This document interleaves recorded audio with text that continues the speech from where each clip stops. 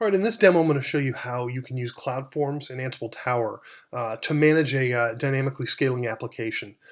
To just give you an overview of what the setup looks like, I'll have two instances that are running in Amazon. They'll be behind an Elastic Load Balancer, and we'll be using CloudWatch to notify CloudForms when there's an issue with the application. So in this demo, I'm going to take down one of the instances, which will cause CloudWatch to generate an alert, and it will tell CloudForms that there's a problem. Now, there's some logic I've applied in CloudForms to say, hey, when I see this type of an alert, I want you to kick off a certain set of Ansible Tower jobs. And so then what will happen is our Ansible will kick off those playbooks and build up a new instance that's identical to the first two instances that are there. It will install Jboss. It will install or deploy applications, as well as attaching it back up to the load balancer and bringing the application back up to a normalized state. So let's just take a look at what that looks like. Inside of my Amazon dashboard here, I've got two instances running here, App Server 1 and App Server 2, and I've got those inside of a load balancer group. Let's take a look at what that is. Here's my Elastic Load Balancer. Here are my two instances that are making up the load balancer, or making up the application behind the load balancer. And we can actually see that these two systems are in an okay state, that we've got, everything is good with them. So right now, the application is running just fine. Now, just to give you some visual, this is the two application servers that we can see. If we went directly to them, we've got App Server 1 here on the left, App Server 2 on the right, and what the load balancer looks like. And what you're going to show you is as I take down App Server 2, you're going to see CloudForms kick off the Ansible job, and we'll actually see it show up. We'll see the application, the new application show up here as Application Server 3. So let's just do that. Let's go ahead and tear down this one of these instances. We'll go ahead and power App Server 2 down. I'll stop. Now we're going to see it stopping. And after a minute or so, I'll kind of speed up through this in this demo. We'll see the CloudWatch alarm kick off when there's an issue. And we can see that CloudForms has kicked off the automatic HA provision demo workflow, and we can actually look and see what that looks like. Inside of here is exactly what our workflow looks like. This is what Ansible is going to do, and these are the steps it's going to take. It's actually going to build out an HA VM. It's going to install Jboss, deploy the applications onto Jboss, and add this VM to an application server. Now, you also notice in here I've got some other things it can do, right? If this install of Jboss fails, I can actually have it uninstall Jboss completely, get rid of all the artifacts on the VM, and I can start over, or I can try to figure out what's going on. Same thing here. If I try to deploy the applications and they, for some reason, fails for any particular reason, it will actually take this path and undeploy the applications, again, to just reset the baseline. So there's a lot of power in kind of what you can do with Ansible Tower in building flows and workflows and building much more complicated tasks. So as we see, we can come in here and look at the details, and we can see kind of what's going on.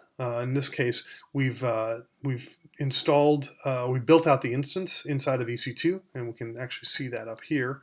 If we go back to our instances, we can now see, look, our App Server 1 is running, no problems. And we see this new application server here, which doesn't have a name right now. It's been built out. It's now initializing. And what's great about this is in the playbook, I actually told it to wait and don't go any further until SSH comes up.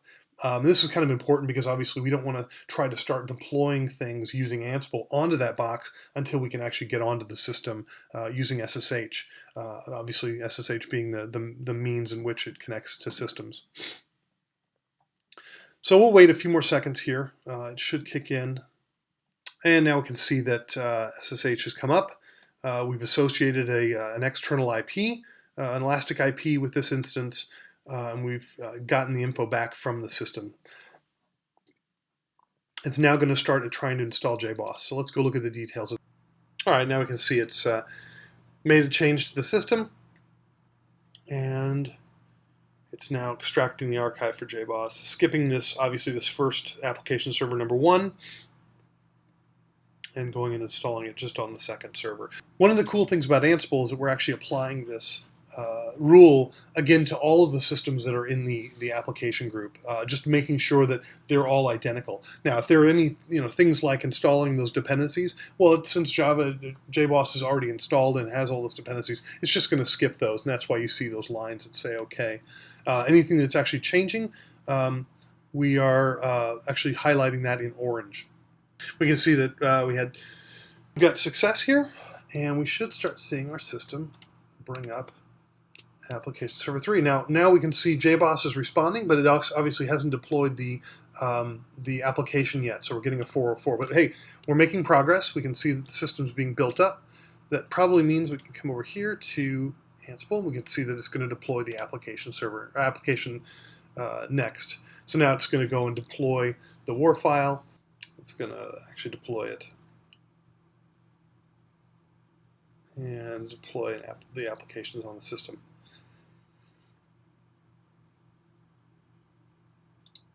Again, fairly shortly we'll be able to see. All right, so now we should actually see our system come up.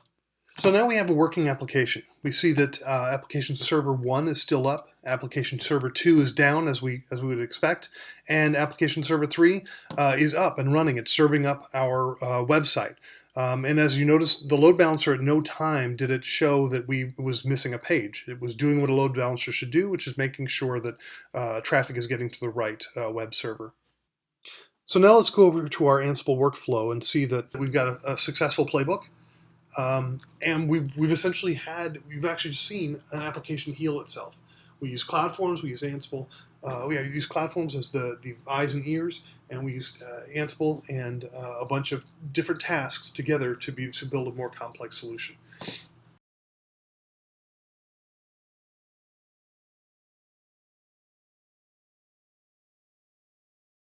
So that's the power of Ansible and CloudForms together, managing dynamic applications that can be responsive to their environment to understand issues that are going on and being able to do something about them. And again, eliminating you from having to do manual tasks to fix and remediate things.